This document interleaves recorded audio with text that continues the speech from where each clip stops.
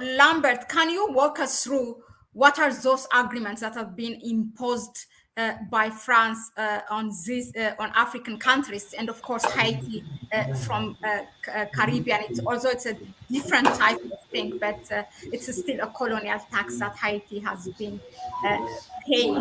Yeah. You may relate it particularly to what's happening currently in West Africa, in Niger. Thank you, Mahlet and Kwame for that brilliant submission. You have given a, a very useful background to the issue of the colonial agreements in in West Africa by the French. You're asking me the impacts of those agreements and what are those agreements? It's actually, you could call it one agreement. It's not agreement, but it is one agreement with components within that agreement, because it was what they call officially a pact for the continuation of colonization. In the 1950, between the 1950 to 1960, when African countries began to gain independence, of course, in West Africa, these countries were mostly colonized by the French. Now, at that time, when it became inevitable that these countries had to gain independence, one of the conditions France gave in order to vacate these countries was that they had to enter this agreement and therefore sign a pact. And that pact was called a pact for the continuation of colonialism. And within that agreement, that pact, were several components which had been stipulated that these countries had to adhere to. There are about 11, 12, 13 components, but I think I'll just mention maybe the most significant ones. The first one was that these countries had to continue to pay what is called the colonial debt. Kwame Nkrumah spoke of how in Guinea, under President, who is this? President Sekou Touré? Yes, President Sekou Touré refused to join and be part of the agreement. And what the French did was that about 3,000 French people left Guinea, and also before they left, they made sure that first they carried everything that could be carried with them and left. And then whatever remained, which couldn't be carried on their backs, like schools, public institutions, everything which couldn't be carried out of Guinea was basically destroyed. Now, the goal of this destruction was to send fear and to show the other colonies within that time that if you are going to refuse to sign this agreement, this is what we are going to do. And for a short while, for about 5-6 years, they were able to achieve that because no other country was able to revolt. In fact, all the other French colonies accepted to sign that agreement. And in signing that agreement, they basically said, we are going to continue to pay this colonial tax. We are going to keep paying you money for the benefit. They called it tax for the benefits of colonization. The benefits being that when we, the French, came to your country, we built schools. When we came to your country, we did this and that. And you should keep paying us money for these things. Now, that was the first thing. That was one of the first, actually, that was the first component of the colonial pact, of the pact for the continuation of colonialism. The second component was that in terms of the extraction of resources from Guinea, in terms of the extraction of resources from these countries, which France was leaving now, the agreement also contained this part which said that you will always give France the first right of refusal, which means if there are any resources in your country which need to be extracted, you must first give them to France and not any other country. It is only until France says it's okay, we don't want, that's when you can go and look for other countries and do any kind of transaction to do with the extracting those resources.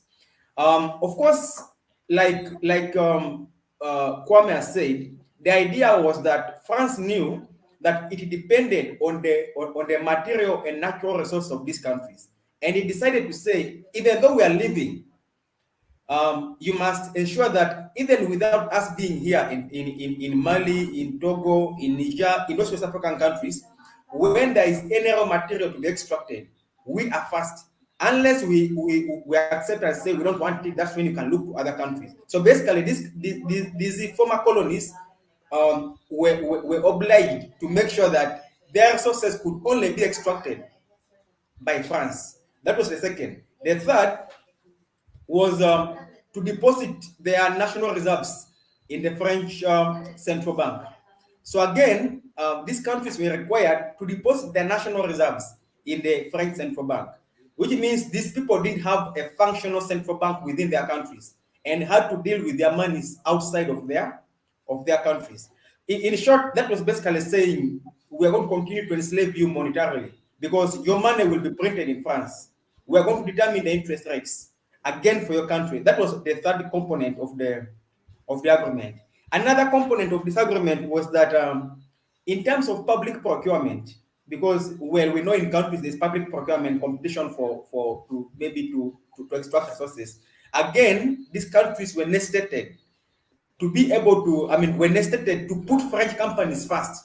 So if there was a French company competing with the maybe a Portuguese company competing maybe with any company from another country, these French colonies, former you could call them, were again required to give the contract first to the French company.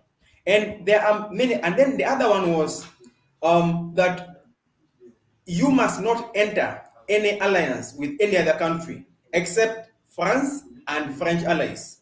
That was part of the same agreement. That's one of the components of the agreement. It's basically saying that yes, you are Niger as a country, you are Mali, you are Guinea, but if you're going to enter any alliance with any other country, it's unacceptable. You enter with France or with the country that France allows you. So basically, it was saying you can't deal with other countries. You can't enter a military alliance with another country.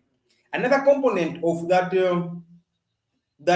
pact was that in case of a global crisis, in case, for example, of war, these countries were supposed to ally only with France. So they're basically saying if there is war, we must ally with France, not with any other country.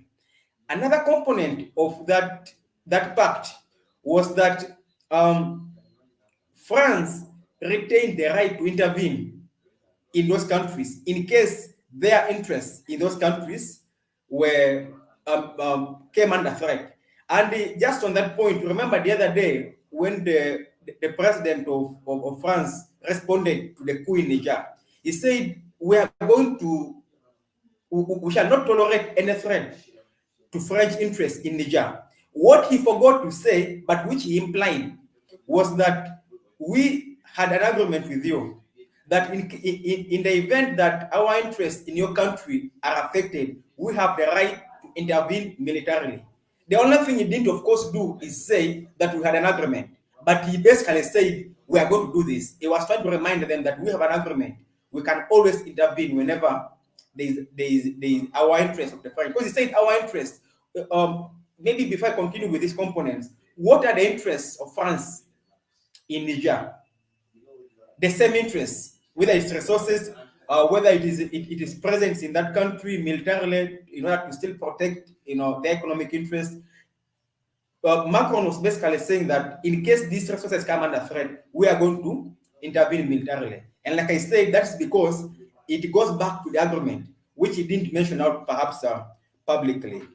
So they're about 11 or 12, if you look at those components. And in short, the pact was more of a continuation of colonization.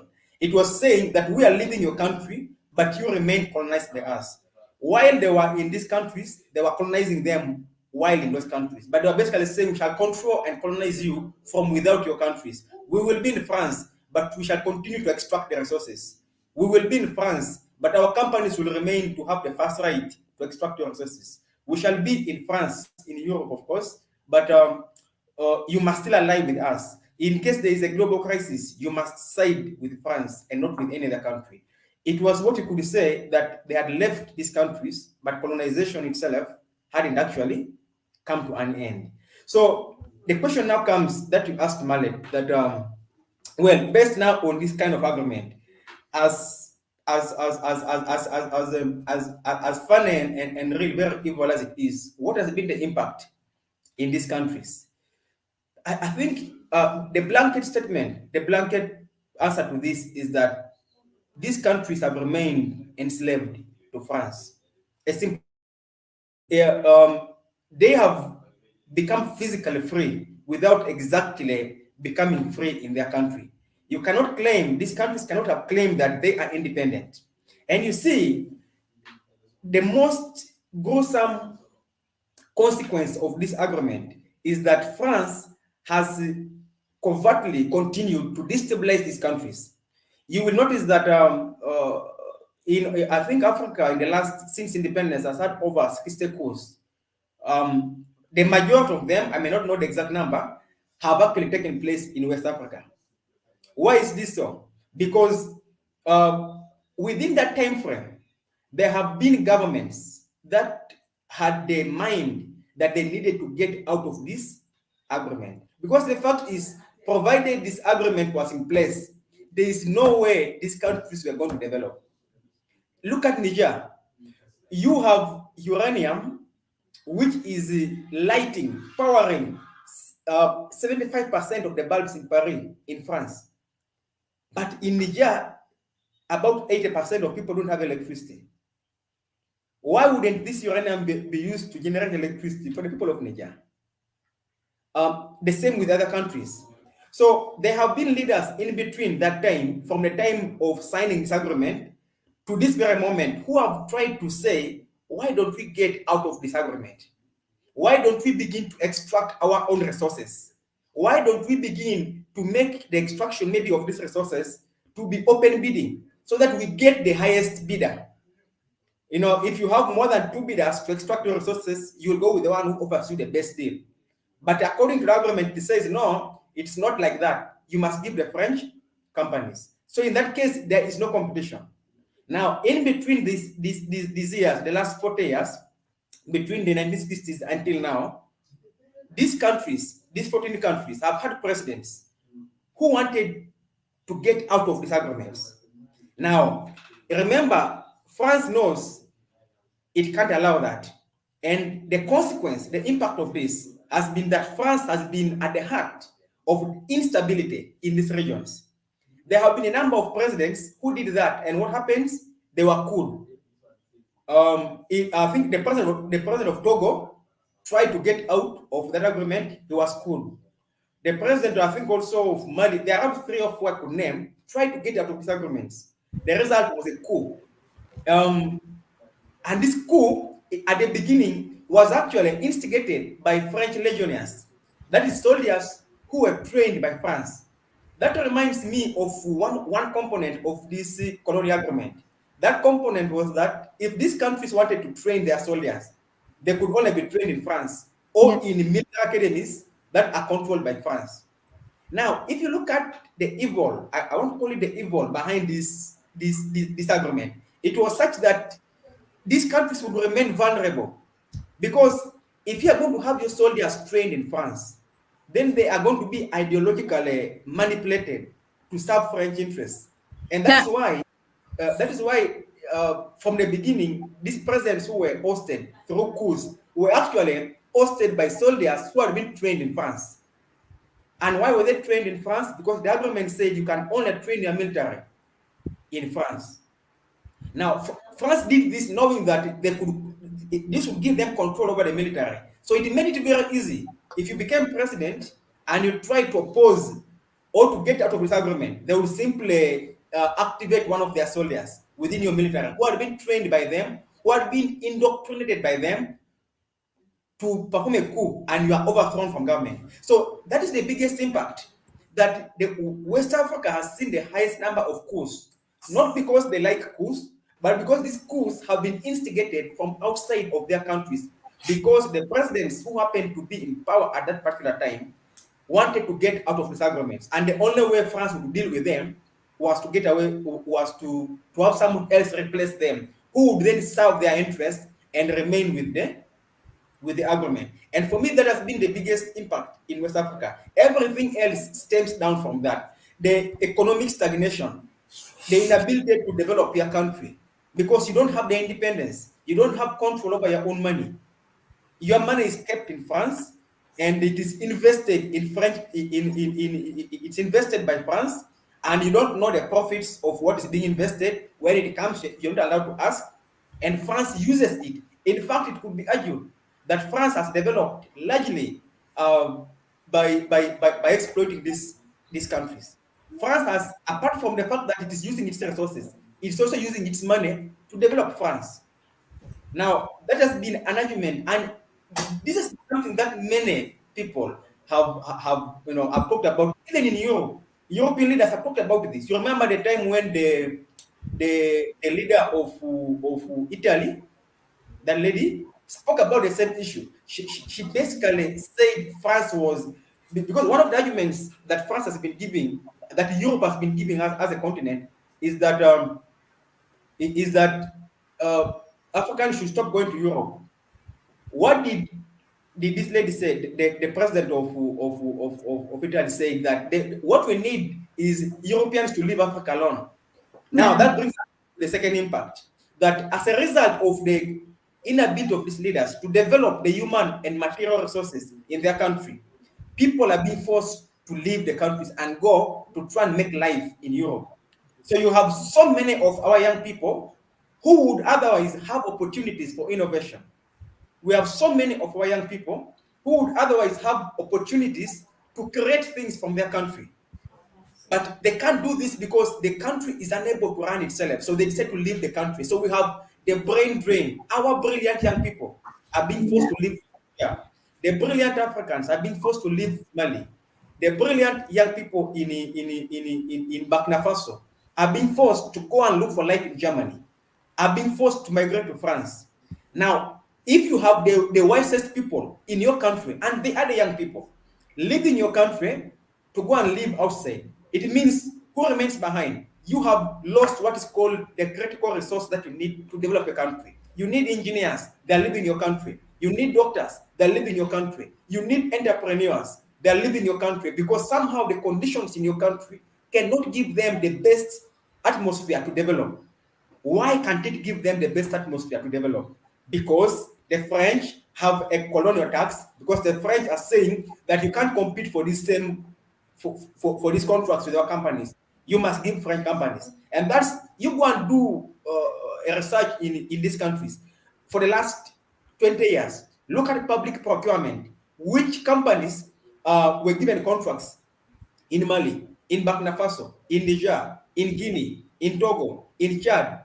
Which companies have had the highest, won the highest number of contracts, maybe to extract resources, maybe in public procurement to buy this and that?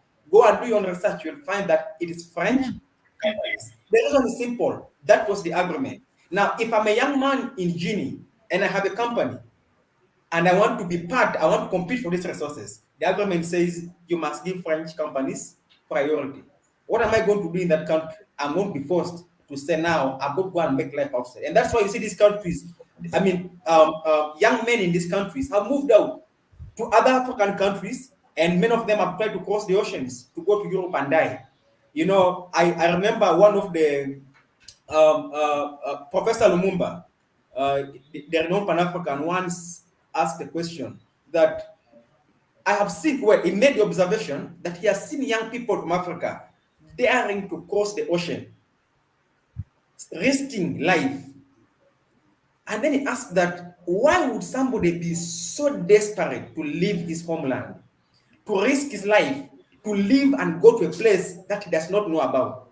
Why? Because according to him, and I share this view, our first instinct, the first instinct of any human being, Mahlet, is home.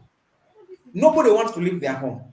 Nobody wants to leave their country, especially young people. Why would I want to leave Uganda? Why would I want to leave Niger? But if it gets to a point where a young person with so many years of productive life ahead of him decides to risk his life to cross the ocean, never without a 100% guarantee that he will survive the journey, but he says, I will try all the same, it means that home must be so bad. It means that home, that Niger, that Togo, that Burkina Faso must be so hot that he would rather risk death than remain in that country. What has made it so hot? What has made it so difficult? It brings us back to this colonial tax. And now what we are seeing in Niger is that you can't keep people enslaved forever. Eventually, we see now a lot happening within that region. It is not the first time it is happening, and I don't know if we are going to discuss that shortly, but we see it in Burkina Faso. We have seen a coup. We have seen a coup in Mali, and now we have seen one in Niger. There's so much, I've been soft towards this coups, Mahlet. Even on Twitter, when I talk, and people are saying, "Why do you support coups? We are Democrats. We support democracy." But my argument is that we are not interested in the manner of governance in as much as we're interested in the livelihood of our people. What we want are the results. And it takes me to the third or fourth impact of this colonial tax, of this agreement still in these countries, that they have entrenched a system, and I want to put it in quotes, of so-called democracy. Democracy is a good thing as a principle of governance, as a system of governance, and it's widely accepted. The problem, Mallet, is when this democracy becomes an instrument for putting to power individuals who serve the interests of foreigners rather than the interests of people in that country. We have generally accepted democracy as a good system of governance, and we choose to say fine, even if, for me personally, I have an issue with that because, democracy just came to Africa around the 1960s. And I don't think that until that moment, Africa didn't have a system of governance. But that is a discussion for another day on whether or not democracy is relevant to Africa. But the bottom line is that in West Africa, in these French colonies, people go to vote and people elect presidents. The dynamics, the dimensions of this democracy are so controversial in the sense that it is being used as an instrument to put and keep in power. You see right now, in response to this coup in Niger, you have had them saying, we want to restore democracy. Which democracy are you going to restore? And you asked the same question yourself, Mahlet, previously, that the people who are heading this group of ECOWAS, who say they want to restore democracy, how democratic are they in their own homes? And then question number two, I'm still going to talk about the impacts, and I'm trying just to give us this background. Question number two, there was a coup in Burkina Faso, a coup in Mali. Why is it that for the first time, ECOWAS is so much interested in attacking and restoring democracy in Niger? Why didn't they attack Burkina Faso and restore democracy? Why didn't they attack Mali and restore democracy? What am I saying? I'm saying one of the impacts of this agreement is that you have puppets within West Africa who have been put there through an instrument called democracy that has the full control of the elite in that country, who have the luxury of life being provided to them by France and other Western countries, who have been put to lead these countries. But as a consequence, this club, I won't call it a club of leaders, have taken charge of an organization that is the ECOWAS. They have taken charge of this organization, and they're using this organization to subdue their people and to control the region, to police West Africa, not on their own behalf, but on behalf of the French. That is an equally bigger impact that this agreement has had. It has put to power leaders in Nigeria, in Benin, people now who lead this organization. And you see, it is, I like to say that these organizations represent France in West Africa instead of representing West Africa to the world. they serve the interests of others in this region instead of the interests of this region to the world. That is why somebody is so willing to go and fight a fellow African to restore democracy when himself, his election was contested. So this is this. So I want to call it the capture of African institutions. That is the other impact of this agreement, of this pact for the continuation of colonialism, of colonization in West Africa. And it extends beyond West Africa. So many of our institutions, which were set up with the ideal of representing the interests of Africans to the world, so many of these institutions, you have ECOWAS, you have the East African Community, you have all these organizations within Africa, but we'll just focus on ECOWAS. But it applies to other places.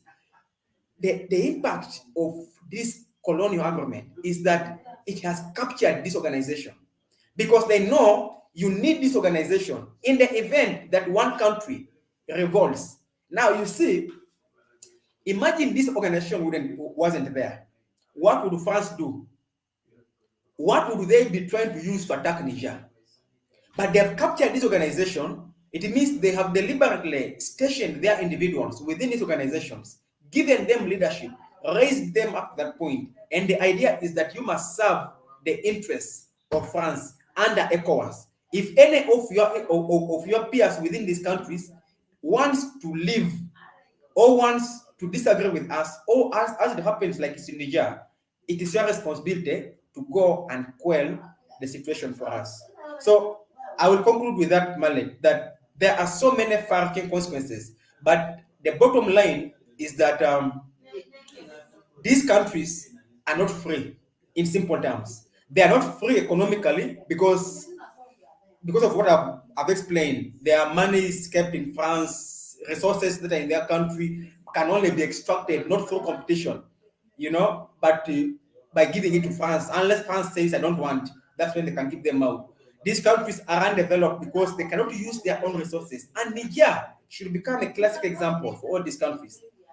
You can't have 80% of Niger without electricity. And yet, what is got from Niger is used to generate electricity to light up another country outside. How do you explain this? And how do you explain that these people should remain in this kind of bondage? So in short, for me, these West African countries remain in bondage. Niger, Burkina Faso, all other countries, and there's so much. And then something I almost forgot before I go away, Mahlet. The issue of the military. You have the French military bases.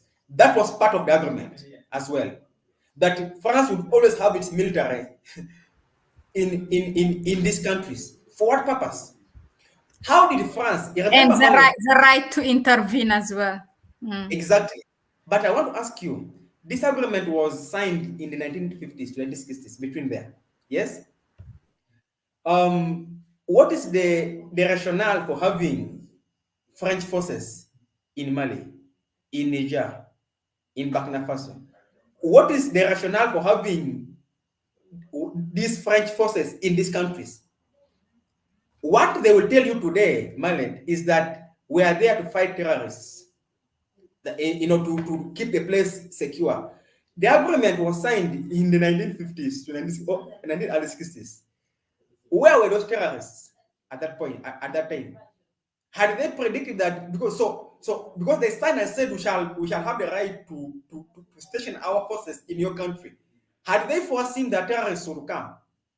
So the bottom line was just that we need to retain a military presence in your country so that in the event of any threat to our interests, the way the French president said the other day, we shall be near enough to intervene.